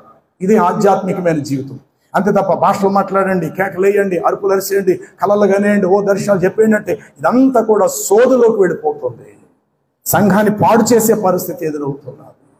అందుకే ఇతను వాక్యం వినేటప్పుడు చిన్న శబ్దం కూడా వినబడకూడదు, అది దేవునికి ఆటంకం. సరే, అసలు విషయం మీరు ఇంకా చదవలేదు, కిందకి రండి. 9వ వచనం చదువుదాము. దర్శనము వ్యర్థమైన దర్శనము కనుచు నమ్మదగిన సోదెగాండులైన ప్రవక్తలను నేను పగవాడును. రారు కారు. 10వ వచనం. సమాధానం ఏమీ లేకపోయినను సమాధానం సమాధానం సమాధానం అని చెప్పి నా జనులు మోసపొచ్చున్నారు. నా జనులు మట్టి గోడను చూడాలి, నా జనులు మట్టి గోడను కట్టగా ఆ అబద్ధాలు చెప్పే సోదెగాండ్రులు వచ్చి దాని మీద గచ్చిపోతను పూస్తున్నారు. ఇందువలననే పూయుచున్న వారితో నీవిట్లనము ఏమని, వర్షము ప్రవాహముగా కురియును, గొప్ప వడగండ్లు కూడా పడును, తుఫాను దానిని పడగొట్టగా అది పడిపోను, దాని గోడ పడిపోగా జనులు మిమ్మల్ని చూసి ఇట్లా అంటారు, అయ్యో మీరు పూసిన మట్టిపోత ఏమాయనో అని అడుగుదురు కదా. ఇందుకు ప్రభువైన యెహోవా సెలవిచ్చినది ఏమనగా, నా రౌద్రము నేను తెచ్చుకొని తుఫాను చేతను దానిని పడగొట్టేదను, నా కోపమును బట్టి వర్షమును ప్రవాహముగా కూడా నేను కురిపిస్తాను, నా రౌద్రమును బట్టి గొప్ప వడగండ్లు కూడా దాని మీద పడేలాగా లయపరచుదును, దాని పునాది అడుగు మట్టిలో ఉన్న పునాది కనబడునట్లు మీరు గచ్చిపూత పూసిన గోడను నేను నేలతో సమానముగా కూల్చివేసేదను, అది పడిపోగా దాని క్రింద మీరు నాశనం అవుదురు, అప్పుడు నేను యెహోవానని మీరు తెలుసుకుందరు. ఇలాగూ గోడ మీదనో దాని మీదనో గచ్చిపోత పోయి వారి మీదనో నేను నా కోపము తెచ్చుకున్నాను. ఏమండి, గచ్చిపోత మట్టి అల్ప ప్రాణి. ప్రభువులు ఎప్పుడు కూడా అల్పంగా ఉండకండి, బలహీనులుగా ఉండకండి. సమస్యలు ఎలాంటివైనా ఎదురొచ్చిన, పరీక్షలు ఎలాంటి నీ నిజ జీవితంలో తారసినప్పటికీ కూడా ఒక స్థిరమైన పునాది, ఒక మంచి బండరాయ. ఏమంటే గోడను మనం పడగొట్టినంత సులభంగా పర్వతాన్ని పడగొట్టలేము. ఏమంటే పర్వతాన్ని ఎవడైనా చేతిలో జరిపేస్తాడా? నో. ఎవడు కూడా దాన్ని పేల్చాడు. పెద్ద పెద్ద బాంబులతో కొన్ని సంవత్సరాలు కూడా అందులో రాళ్ళు మనము లోడింగ్ చేయొచ్చు, లారీలు లోడ్ చేయొచ్చు. పెద్ద పెద్ద కొండలు ఉన్నాయంటే అబ్బా ఎన్ని ఇల్లులు కడతాదంటారా, మనం వర్ణించాలి ఆ కొండంతా కడితే. కొండను ఎవడు కూడా ఇలాగా పక్కకు పెకలించలేడే.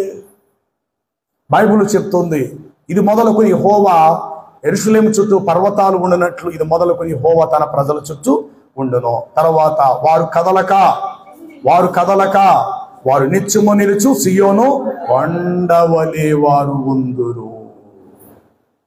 కాబట్టి ఇప్పుడు కొండ ఎంత స్థిరమైనది, ఆ కొండ మీద ఇల్లు కడితే ఎంత బలంగా ఎంత స్ట్రాంగ్ గా ఉంటుంది.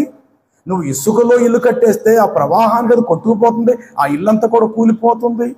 పైకేమో గచ్చిపోత పేరుకి సమానం కనబడుతుంది, లోపలంతా గొల్ల అనగా మట్టిపోత మట్టే మట్టి, పైన మాత్రం పేరుకి అందంగా కనబడదు గచ్చిపోత మనం పూసేసాం. అది కూడా ఇల్లే, కొద్ది రోజుల్లో దాని నిజస్వరూపము బయట పడిపోతాది. గట్టిగా తుఫాను వర్షం రావడంతో అంతటితో అది నాశనం అయిపోతుంది, మొత్తం కొట్టుకుపోతుంది. కాబట్టి ఇక్కడ దేవుడు చెప్పిన 2 ఇళ్లలో మన ఇల్లు బండ మీద కట్టి ఇల్లులా ఉండాలి. చూడండి, 1 కొరింథీ పత్రిక 10 అధ్యాయము 12 వచనాలు మీరు చదివితే వాక్యములో ఇట్లా వ్రాయబడి ఉంటుంది. తాము నిలుచున్నామని చెప్పు తలంచుకొని ప్రతివాడు జాగ్రత్తగా చూచుకొనవలయను. సాధారణంగా మనుషులు కలిగిన శోధన తప్ప మరి ఏది మీకు సంభవింపనేరదు. అయినను దేవుడు నమ్మదగిన వాడు, సహింపగలిగిన దానికంటే ఎక్కువగా ఆయన మిమ్మల్ని శోధింపనీయడు. అంత మాత్రమే గాక శోధన నుండి తప్పించుకునే మార్గము కూడా ఆయనే కలుగు చేయడు. అందులో 4వ వచనం ఏం రాయబడింది? అందరూ ఆత్మ సంబంధమైన ఒకే పానము చేసిరి, ఏలయనగా వారిని తమను వెంబడించిన ఆత్మ సంబంధమైన బండలోనిది త్రాగిరి. ఆ బండ చెప్పాలి, ఆ బండ. ఎస్, కాబట్టి బండ మీద ఇల్లు కట్టిన బుద్ధిమంతుడు అంటే క్రీస్తు మీద నువ్వు ఆనుకోవాలి. క్రీస్తు అనే బండ మీదే నీ జీవితం కట్టుకోవాలి. క్రీస్తు మీద పరిపూర్ణంగా నీవైనా నేనైనా ఆనుకోవాలి, ఆధారపడాలి. ఆయన ఎప్పటికీ కరిగిపోయేవాడు కాడు, ఎప్పటికీ లయమైపోయేవాడు కాడు, ఎప్పటికీ కరిగిపోయేవాడు కాడు. ఒక బండ వంటి స్థిరమైన వాడు. కాబట్టి బండ మీద కట్టిన ఇంటి మీద కూడా పరీక్ష వస్తుంది. మన ప్రభువులో ఉన్న మన పరీక్షలు రావని కాదు, మనకి కూడా అప్పుడప్పుడు పరీక్ష అనేటువంటి సమస్య ఎదురవుతుంది. దేవుడు పరీక్షించినప్పుడు ఆ పరీక్షకు నువ్వు నేనేం చేయాలట? నిలవబడాలి. రెండవ మాట ఏంటంటే వరదలు. చెప్పండి, వరదలు. వరదలు అనే మాటకు మనుషులకు సూచన. ఎప్పుడైతే వర్షం కురిసిందో, దేవుడు పరీక్ష పెట్టాడో, ఇదే మంచి అవకాశం అని సమాజం నీ మీదకి లేస్తాను. ప్రభువుని నమ్మాం, లైన్ నీ ఇంట్లో 1-2 మరణాలే కనుక జరిగినాయి అనుకోండి, 25 ఏళ్ళైంది మీరు ప్రభువుని నమ్మి, బాగానే సాగింది జీవితం. హఠాత్ ఇంట్లో 1-2 మరణాలు జరిగేసరికి అంత దుమ్మెత్తిపోస్తారన్నమాట. ఏటమ్మా దేవుడు నమ్మానంటారు, ఇలా చూస్తే మీ నాన్న ఎలా చచ్చిపోయాడు, ఆరోగ్యంగా ఉన్న మీ అమ్మ కూడా ఎలా చచ్చిపోయింది, ఏం భక్తమ్మా అన్నట్టుగా హేళనగా ఎవరెవరో వస్తారు, ఒక్కొక్క మాట అంటారు. ఇక కావలసిన వాడు భుజం మీద చెయ్యేస్తారు, తలకాయ తెచ్చి వాడు మన తలకి ఏడుస్తున్న తలకి వాడు భుజం మీద పెట్టుకుని ఎంతన్నా దేవుడు చాలా అన్యాయం చేసేసాడమ్మా, చాలా అన్యాయం చేసాం, 1-2-3 ప్రాణాలు బలి కోరాడమ్మా దేవుడు, ఇలా జరుగుద్దని మేము కళ్ళ కూడా అనుకోలేదమ్మా అని ఇలాంటి మాటల చేత నీ తలకాయని వాడు భుజం మీద పెట్టి నువ్వు ఏడ్చిన ఏడుపుని వాళ్ళ కళ్ళంతా నీళ్ళు తుడుస్తూ పెద్ద సానుభూతి పరులుగా, పెద్ద మిమ్మల్ని దేవుడంతగా ఆదరించేసేటువంటి వారిగా అప్పుడప్పుడు వీరు మీ మధ్యకు వస్తారు. వీరే వరదలు. చూస్తారా కీర్తనల గ్రంథంలో? రండి, వరదలు అనగా ఇంకా పరిపూర్ణమైనటువంటి మీకు అర్థము కావాలి అనంటే 18వ కీర్తన 4వ వచనం చదవండి. 18:4 వచనం. మరణ పాశములు నన్ను చుట్టి కొనగను. ఎవరటండి? మళ్ళడుతున్నా, ఎవరట వీరు? భక్తిహీనులు. అది విషయం. ఇప్పుడు మీకు అర్థమైంది కదా, వరదలు వచ్చునన్నాడు. వరదలు అంటే ఎవరు? మనుషులే. ఆ మనుషులు ఏ క్వాలిటీ గలవారు? భక్తిహీనులు. భక్తి పరుడైతే నిలబడతాడు. ఏటమ్మా ప్రార్థన చేయి, ప్రభువే కార్యం చేశాడు. నీ తల్లి ప్రభు తీసుకున్నాడు, నీ తండ్రి కూడా గత సంవత్సరంలో ప్రభువే తీసుకున్నాడు. నీకున్న 4 బిడ్డలో ఒక బిడ్డ అకాల మరణం చనిపోయాడు, దేవుడు తీసుకున్నాడు రా తల్లి. సంఘులు ఎంత ప్రార్థన పరురాలువి, ఎంత విశ్వాసవి, ఎంత భక్తి పరురాలువి. అలాంటిదో నువ్వు మూలం కూర్చోవడం ఏంటరా తల్లి, లేచి ప్రార్థన చేయి అని చెప్పి బండ మీద ఆధారపడేటువంటి విశ్వాసులు అప్పుడప్పుడు నీ కుటుంబాన్ని వచ్చి దర్శిస్తారు. కానీ సానుభూతి పరులుగా వ్యక్తపరుస్తారే, నీ తలను తీసుకొచ్చి వారి భుజం మీద పెట్టేసి ఇలా ఊపి, అమ్మా లేదమ్మా బాధపడకమ్మా, ఏం చేస్తామమ్మా, దేవుడు కూడా కన్నెరిపోయిపోయిందమ్మా, నువ్వు ఎంత బాగుంటా, దేవుడు కూడా నచ్చలేదమ్మా, అందుకే దేవుడు అనవసరంగా నీ కొడుకు నీ తల్లి నిన్ను తీసేసుకున్నాడమ్మా, ఏం చేస్తాంలే అమ్మా, అప్పుడు నువ్వు భక్తి చేసినప్పుడే చాలా బాగుండేదానివమ్మా, ఇప్పుడు అనవసరం చేసి ఇంత నష్టపోయావు అని చెప్పేసేసి భక్తిహీనులు వరద పొర్లు వలే నీ మీదకొచ్చు పడును. దీనినే యేసునాథుడు చెప్పాడు అక్కడ. నెంబర్ 1, వాన కురియును, వరదలు వచ్చును. ఆ వరదలు వచ్చి మట్టితో కట్టిన ఇల్లు అయితే కొట్టుకుపోతుంది, బండ మీద కట్టబడిన ఇల్లు అయితే భక్తిహీనులు అనబడిన వరదలకు కొట్టుకుపోదు. దేవునికి స్తోత్రం. చూడండి, దేవుని యొక్క వాక్య గ్రంథములో ఎంతటి విశ్లేషణ దేవుడు మనకిస్తున్నాడు. ఏదో నువ్వు వర్షం అంటే వర్షం అని అనేసుకోక. అక్కడ వరదలు అంటే కేవలం వరదలు ఎర్రగా పారే నీరు అని అనుకోవాక, గాలి అంటే ప్రతిరోజు పీల్చుకునే గాలి అని అనుకోక, సృష్టిలో ఉన్న వాటిని ఎత్తి చూపిస్తూ ఉపమానముగా పరసంబంధ విషయాలు బోధించేవాడు మన ప్రభువైన క్రీస్తునాథుడు. ఈయన మాటలు విని వాటి చప్పుచే ప్రతివాడు బండ మీద తన ఇల్లు కట్టుకున్న బుద్ధిమంతుని పోలియును, వాన కురియును, వరదలు వచ్చును, గాలి వీచి ఆ ఇంటిని కొట్టును, అయినను అది బండ మీద కట్టబడిన ఇల్లు కనుక అది ఎప్పటికీ కూలక స్థిరముగా ఉండెను. మనమే ఆ ఇల్లు.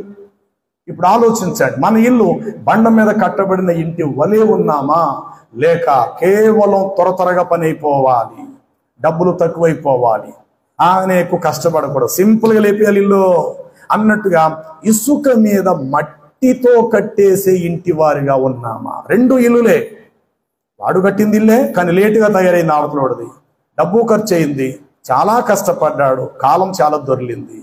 యువతల వాడు ఒక వారం ఇల్లు కట్టేశాడు. ఎందుకని? మట్టి సమీపంలో ఉంది, త్వరగా కట్టేశాడు. అయితే ఆ ఇంట్లో కూడా చల్లగానే ఉంది. ఒక 4-5 నెలల వరకు ఎండాకాలం చాలా బాగుంది. ఎప్పుడైతే వర్షాకాలం ప్రారంభించబడినదో ఇక దాని ప్రతాపం చూడాలి. ఏ రోజు ఆ ఇంటి గల వారందరూ చెట్టు నీడలోనే ఉన్నారు. బండ మీద కట్టిన వాడు ఇంట్లో వాడు మాత్రం ఆ ఇంట్లో ఉన్నారు. మట్టితో కట్టుకున్న వాడు ఇంటి గల వారందరూ రోడ్డు పాలయ్యారు.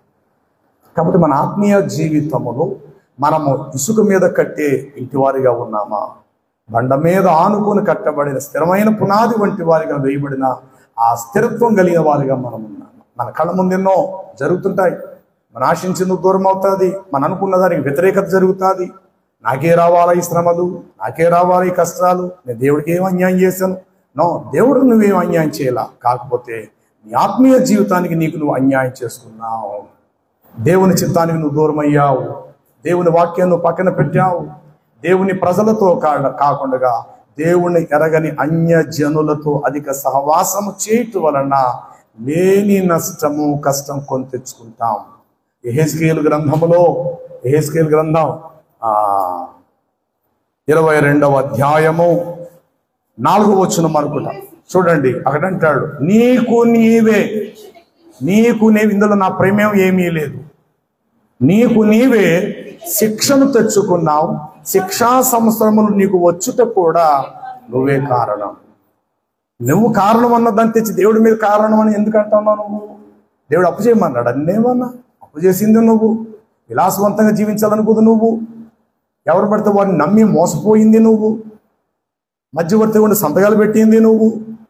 వాళ్ళందరూ కూడా చేతులు ఎత్తేసారు, సమస్యలు వచ్చి నీ మీద పడ్డాయి. ఇప్పుడు నువ్వు దేవుడి మీద మొర్రో నేడుస్తూ, ప్రభా నేను చాలా యథార్థవంతురాలను ప్రభా, చాలా నమ్మకమైన దాని ప్రభా, నాకు అందరూ ద్రోహం చేశారు ప్రభా, నువ్వే నాకు ఇప్పుడు సహాయం చేయాలి ప్రభా. ఎలా కుదురుతుంది? ప్రభులోకి వచ్చేటువంటి బుద్ధి, జ్ఞానం, కుశలత, వివేకం, ఆలోచన సమస్తం ఎరిగేవారం అయి ఉండాలి. ప్రభువును కలగటానికి చదువులతో పని లేదుగాక, డిగ్రీలు చదువులతో పని అస్సలు లేదుగాక. దైవ సంబంధమైన ప్రత్యక్షత, దైవ ఉనికి, జ్ఞానం, స్పర్శ మనకు అవసరం. ఇలా చేస్తే దీని పరిణామం ఏం జరుగుతుంది, ఇలాగ నేను వెళితే దీని తర్వాత ఏం సంభవించబోతుందని ఆలోచించి జాగ్రత్తగా అడుగులు వేయాలి. మనం చేసిన పొరపాటుకు తప్పిదాన్ని దేవుడి మీద నింద వేయద్దు. తప్పు చేసింది మనము, కాలు జారింది మనము, మాట జారింది మనము, చేజారింది మనము, తృణీకరించింది మనము, నష్టపడటానికి కారణం మనము. కాబట్టి మనం నష్టపరచబడడానికి కారణం మనమే కనుక ఆ పరిస్థితి మన ద్వారానే క్లియర్ చేస్తాడు దేవుడు. నువ్వు చేసినప్పు నీ చేతితో రుణం చెల్లి, అందుకు నువ్వు కష్టపడు, పగలు కాదు రాత్రి కూడా కష్టపడు, 2 పూటలు కష్టపడు, 2 పూటలు తినక 1 పూటే తిను, ఆ ధనం తీసుకెళ్ళి రుణం చెల్లి అని ఈ విధంగా దేవుడు చెప్తాడు. అంత ప్రభులోకి వచ్చిన తర్వాత బోల్డంత రుణాలతో ఉంటే దేవుడు ఎగ్గొట్టేమని మాత్రం చెప్పడు. న్యాయబద్ధంగా అనాపైసలతో సుద్ధా తిరిగిన వారికి ఇచ్చివే. కాబట్టి జీవితంలో దేవుడు పరీక్షిస్తాడనేది ఒకటి. రెండవది, భక్తిహీనులు వరద ప్రవాహం వల్ల మన మీదకి వచ్చి పడతారు. ఉదాహరణకు షడ్రక్, మేషక్, అబేద్నెగోలు ఏం చేశారని వారికి అగ్ని పరీక్ష. దానియేలు ఏ పెద్ద ఘోరం చేశాడని అనేకులు దానియేలుకు విరోధంగా రాజు దగ్గరికి వెళ్ళి అతని సింహం గుహలో పారేమని చెప్పడానికి కారణమే. వారి ఇరువురు కూడా షడ్రక్, మేషక్, అబేద్నెగోలైనా దానియేలు దేవుణ్ణే కలిగి ఉన్నారు కదా. ఏమన్నారు? రాజా, ఈ ప్రతిమకు మేము నమస్కారము చేలో సృష్టికర్త దేవుడు ఒకడు ఉన్నాడు, ఆయనకి మేము ఇటు ఆ మాత్రం దానికి వాడంత బీపీ ఆవేశం తెచ్చేసుకోవాలా అంటే వాడి మాట అక్కడ డౌన్ అయిపోతుంది, అది తట్టుకోలేకపోయాడు. అంటే నిండు 3 ప్రాణాలు బలైపోయినా పర్వాలేదు కానీ నా మాట మాత్రం పైన ఉండాలనుకున్నాడు ఆ రాజైన నెబుకద్నెజరు. ఏట్రా ఏటి నేను చెప్పే మాట మీరు వ్యతిరేకిస్తారేట్రా? ఎప్పటికంటే 7 అంతలు అగ్నిగుండం పెద్ద చేయండి, ఇప్పుడు తెలిసి వస్తుంది వీళ్ళకి. రండి తీసిరండి, పెద్ద పెద్ద కట్టెలు తీసిరండి, పెద్ద పెద్ద దొంగలు వేయండి అన్నాడు. అయ్యేసరికి అలాగే కూర్చున్నాడు. మంటలు ఇంకా పెద్ద అయినాయి. పిలిచి అన్నాడు, ఇప్పటికైనా నా మాటకు లోబడి ప్రతిమ నమస్కరిస్తారా, అగ్ని పాలవుతారా అని. అయ్యా ఇందుని గురించి ప్రత్యుత్తరం ఇచ్చుటకు చింత మాకు లేదు అని చెప్పి అగ్నికి ఆహుతి అయిపోవటానికి వారు ఇష్టపడ్డారు. ఇప్పుడు వీరు కలిగిన యొక్క శ్రమకు ఎవరు కారణం అందాం? దేవుడు అందామా మనుషులా? మనుషులే. అంటే వారు భక్తి చేయటము కొందరికి ఇష్టము లేదు, వారి మాట ఎక్కడ కింద పడిపోతుందో, వీళ్ళ ముగ్గురు కుర్రగాళ్ళ మాట పైకి వెళ్ళిపోతుందని చెప్పి రాజు వారు అగ్నిగుండంలో వేయించడానికి కారణమైంది. తర్వాత దావీదును తప్పు పట్టడానికి ఉపాయము పన్నగా దేవుని పద్ధతి విషయములో తప్ప మరి ఏది కూడా దానియేలులో ఏ లోపము వారు కనుగొనలేకపోయేది. అయితే దానియేలు ప్రతి దినము ముమ్మారు తన ఇంటిలోకి వెళ్ళి కిటికీ తట్టు తన చేతిని యెరూషలేము వైపు చాచి ప్రార్థిస్తుండగా ఆ యొక్క రాజుగారి చేతికి ఉన్న ముఖ్యులు అన్నారు, అయ్యా 1 నెల రోజులు మాత్రం మీకేమీ నమస్కారంగా ఏ దేవునిని గాని ఏ దేవతను గాని దేనికి నమస్కరించక పిల్లా పాపలతో శుద్ధ నీతో నమస్కరించినట్టు ఆజ్ఞాపించండి, నాకు దండం పెట్టమేంటి అన్నాడు. ఎందుకు చెప్తున్నా మా మాట వినండి మహారాజు అంటే, సరే మీ ఇష్టం, వచ్చి నాకు దండం పెడతానంటే నేను ఎందుకు కాదన్నాను, మీ ఇష్టం రాపని. ఇక ప్రతిరోజు లైన్ కట్టారు. అందరూ వచ్చి పిల్లా పాపలతో భార్య బిడ్డలు తల్లి అందరూ దండం పెడుతుంటే 30 రోజుల వరకు చూశారు. సరిగ్గా 30 రోజులు కూడా దానియేలు ఒక్కరోజు వచ్చి ఆ యొక్క రాజుకి నమస్కారం చేయాలి. అప్పుడు వీళ్ళు అనుకుని మంచి అవకాశం దొరికింది దానియేలు చంపేయడానికి. అప్పుడు 30 రోజులు అన్నారు, మహారాజా మరి మేము పిల్లా పాపలతో 30 రోజులు వచ్చి నమస్కారం చేశాం కదా. అవును వచ్చారు, మరి మీరు ఎక్కువగా ప్రేమిస్తున్న దానియేలు మాత్రం ఒక్కరోజే మీకు దండం పెట్టాడా అనేసరికి రాజు కంగు తిన్నాడు. అవును ఒక్కరోజు రాలేదు. మరి మీరు మాట సెలవిచ్చారు కదా మహారాజా, ఏమని 30 రోజుల దాకా మేమే నీకు నమస్కారం ఇస్తుంటే మీరు సరే అన్నారు. 30 రోజుల్లో ఒక్కరోజు తక్కువైనా అట్టి వాడిని సింహము గుహలో వేసేయాలని మేము చెప్తే దానికి కూడా మీరు ముద్ర వేశారు కదా మహారాజా. అవును అన్నాడు. మరి అలాంటప్పుడు మరి దానియేలుని సింహం గుహలో పారేయాలి కదా మహారాజా. అరే అలా కదరా, అక్కడ ఉన్న అనుచరుడు నాకు చాలా మంచి ఆలోచన ఇచ్చేటువంటి కర్త అన్నాడు. అవన్నీ పక్కన పెట్టాడు మహారాజా. దేశమే వచ్చి మీకు నమస్కారం పెడితే ఒక్కడు దండం పెట్టలేదు, వాడిని సింహం గుహలో వేయాలి మీరే చెప్పారు కదా మీ మాట ఇస్తే. ఇంకా రాజు ఏం చేయలేకపోయాడు పిల్లరా. అంతటి దానియేలు లాక్కొచ్చేసి మండుచున్న ఇక ఆ సింహపు యొక్క గుహలో తీసుకొచ్చి దానియేలు పారవేయటం జరిగింది. ఇప్పుడు దానియేలు కలిగిన శిక్షకు ఎవరు కారకులు లేరు? భక్తిహీనులు అని చెప్పండి ఎవరటండి? రాజు ఒక భక్తిహీనుడు, వీరొక భక్తిహీనుడు. మీరు చదివిన 18:4 ఏం రాయబడింది? భక్తిహీనులు వరద పొర్లు వలె నా మీదకు పారుచు ఉన్నారు. ఎలా వచ్చి ఉన్నారటండి? నా మీద. 56వ కీర్తన మొదటి మాట చూద్దాం. 56వ కీర్తన మొదటి వాచ్. దేవా నన్ను మనుషులు నన్ను మింగవలనని ఉన్నారు, దినమెల్ల వారు నా మీద పోరాడుచున్నారు.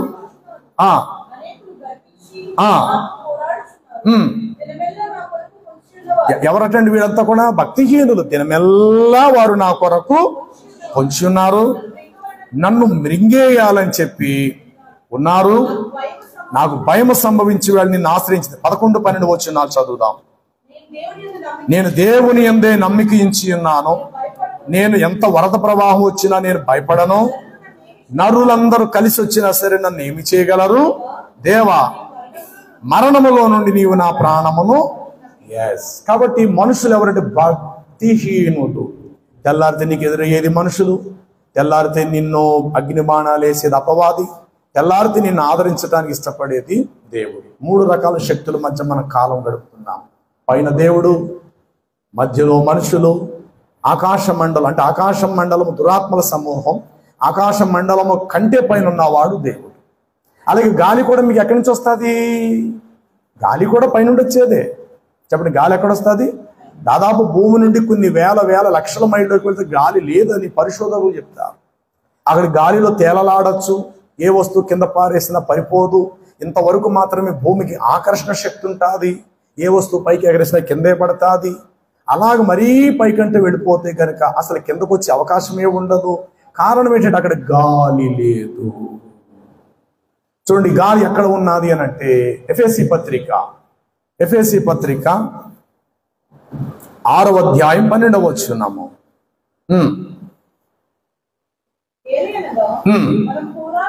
మనము పోరాడునది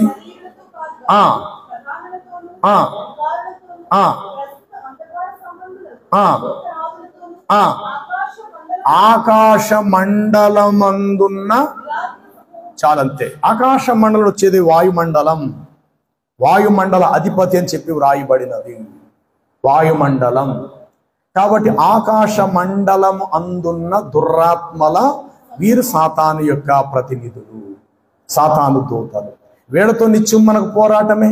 వీరిని ఎవరితో పోల్చాడంటే గాలితో పోల్చబడ్డారు. ఎవరితో పోల్చబడ్డారటండి? చూడండి, ఇప్పుడు గాలి వచ్చి యోబు ఇంటిని కొట్టారు. 1వ అధ్యాయం 19వ వచనం అనుకుంటా, లేక 2వ అధ్యాయం 19వ వచనం అనుకుంటాను. కానీ చూడండి అక్కడ ఈ మాట, గొప్ప సుడిగాలి అరణ్య మార్గముగా వచ్చి ఆ ఇంటి నలుమూలల కొట్టగా ప్రాణం విడిచారు. చాలు వినండి, నా వంక చూడాలి. ఏమైంది ఇప్పుడు? ఇల్లు ఎవరు కొడితే? అక్కడ వర్షం రాలా, అక్కడ తుఫాను లేదు, వరద లేదు. ఏమొచ్చి కొట్టిందటండి? అందుకే యేసునాథుడు చెప్పాడు, వర్షము తగిన సమయంలో వస్తుంది, నేను పరీక్షిస్తాను. మనుషులు వరదల వంటి వారు, అప్పుడప్పుడు వరదల పొంగులు వస్తుంటాయి. వారు కూడా భక్తిహీనలో నిన్ను టచ్ చేసి వెళ్తుంటారు, అప్పుడు కూడా నువ్వు స్థిరంగా ఉండాలి. 3వది, గాలి కూడా వచ్చి ఆ ఇంటిని కొట్టును అన్నాడు. ఇక్కడ గాలి అపవాది, వరదలు భక్తిహీనులైన మనుషులు, వర్షం ఆకాశ మండలం ఉందన్న ప్రభువైన దేవుడు. ఎంత చక్కటి వివరణ దేవుడు వాక్యం ద్వారా మనకు తెలియదు. వర్షం అంటే ఇప్పుడు మీరు బయట వచ్చిన వర్షం కాదు సుమా, వర్షానికి సూచన. వర్షం వచ్చి భూమి అంతా తడిపి పచ్చని ఆహారానికి పదార్థాలు ఎట్లా ఇస్తాయో వర్షము వలె ఆయన మన మధ్యకు వచ్చును. కాబట్టి ఇక్కడ అపవాది ప్రేరేపించినప్పుడు అవకాశం ఇచ్చాడు పరమేశ్వరుడు. సరే, ఆ ఇల్లు పడగొట్టిన 10 మంది బిడ్డలు తెచ్చిన యోబు మాత్రం స్థిరంగా ఉంటాడు అని. అంతటా బలమైన తూర్పు గాలి, బలమైన గాలి వచ్చి ఆ ఇంటి నలుమూలల కొట్టగా, ఒకవైపు కాదు, గాలి ఎప్పుడు ఒకవైపు వెళ్తుంది, ఒకేసారి 4 వైపులు కొట్టదు. ఎప్పుడైనా సుడి గాలి లాంటివి వచ్చినప్పుడు మాత్రమే రౌండ్గా గాలి తిరగటం అనేది జరుగుతుంది. ఇప్పుడు గాలి వేస్తున్న అలా చూచు ఆ గాలి ఉప్పుకుంటూ వెళ్ళిపోతుంది అంతే. సుడిగాలి వచ్చినప్పుడు ఇలాగ రౌండ్గా తిరగటం అనేది మనం చూస్తాం. ఇప్పుడు ఆ ఇంటి చుట్టూ కూడా బలమైన గాలి కొట్టగా ఆ ఇల్లు యవ్వనుల మీద పడి ప్రాణము వినండి, యోబు కట్టిన ఇల్లు కూలింది, కానీ యోబు అనే ఇల్లు మాత్రం కూలిపోలేదు. చెప్పండి, యోబు ఎవరి చేత కట్టించుకున్నాడో లేక తానే కట్టుకున్నాడో, కానీ ఇల్లు అయితే, భౌతికమైన ఇల్లు అయితే కూలిపోతే కూలిపోవచ్చేమో, కానీ యోబు అనే ఆ ఇల్లు మాత్రమో స్థిరముగానే నిలిచినది. భార్య వచ్చాడు, ఇంకా నీవు నీ యథార్థతను వదలకుందువా? ఇంత నష్టం కలిగి ఇంకా దేవుడే దేవుడనే పిలుస్తావా? యెహోవా ఇచ్చెను, యెహోవా తీసుకున్నాడు, ఆయనకు మహిమ కలుగును గాక. అంటే ఎంత స్థిరమైన ఇంటి గలవాడిగా అక్కడ యోబు నిలబడ్డాడు. మీరు ఆలోచన చేయండి. పిల్లలు చనిపోయారు, కరెక్టే. ఇల్లు కూలిపోయింది, కరెక్టే. కానీ యోబు అనేవాడు అనబడిన ఇల్లు మాత్రం ఎప్పటికీ చెక్కు చెదరక స్థిరస్థాయిగా నిలిచిపోయాడండి. ఒక మాటలో చెప్పండి, అపవాది ఓడిపోయాడు యోబు దగ్గర, అంతిమ దినాన యోబు మాత్రమే గెలిచాడు. అంతటా యోబు మొదట తాను కలిగిన దానికంటే మరి 2 అతడు దేవుని యొద్ద నుండి పొందుకోగలిగినాడు. నిలబడ్డాడండి. ఆ గాలి తుఫానుకు నిలబడ్డాడు, వరదలకు నిలబడ్డాడు, తుఫాన్ అనే వర్షము దగ్గర నిలబడ్డాడు. వర్షము పరీక్ష. వరదలు భక్తిహీనులైనటువంటి వారు, లేని సమస్యలు సృష్టించేవారు. గాలి అనేటువంటిది నెంబర్ 1 వర్షము దేవుడు, వర్షము పరీక్ష. సాతానుడు గాలి అనేటువంటిది శోధన. శోధన పరీక్ష మీ చూడడానికి ఒకేలా ఉంటాయి, కానీ 2 వేరు వేరు. దేవుడు పరీక్షిస్తాడు, దేవుడు ఎవరిని శోధింపనీయడు, శోధనకు అప్పగిస్తాడు. ఎందుకని నువ్వు పరిపూర్ణం అవ్వాలి. యోబు అంటాడు, నేను శోధించబడిన మీదట నేను సువర్ణముగా మారతాను అని అన్నాడు. శోధనకు అప్పగిస్తాడు, కానీ మళ్ళీ బయటికి తీస్తాడు.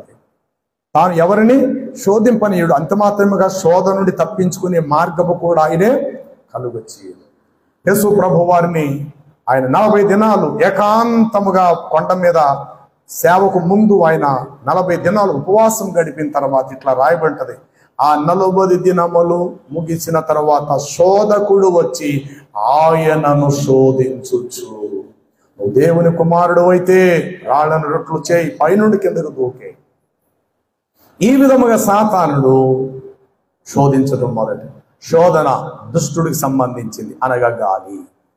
వరదలు లేని సమస్యలు సృష్టించటం, వరదలు అనగా భక్తిహీనుడు. ఇక వర్షమనగా దేవునిలో ఉన్నది పరీక్ష. పరీక్ష, శోధన, సమస్యలు సృష్టించుట, ఈ 3 రకాలు మన నిజ జీవితంలో తారసిల్లుతూ ఉంటాయి. ప్రతిదాన్ని తట్టుకుంటూ సాహసముతో ముందుకు మనం సాగాలి. అట్టి కృప ప్రభు మనకు దయచేయుగాక.